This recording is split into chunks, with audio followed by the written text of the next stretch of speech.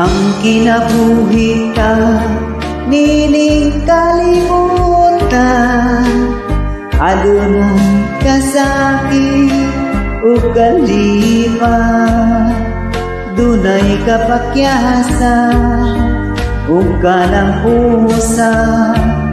Apan kining tanan pagsuway lamang, magkapait diyan ning kapalaran. Kanunay maghila kining duha,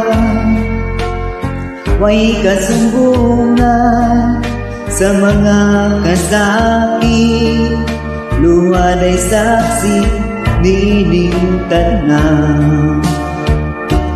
Ay nangutla na sa kasakit.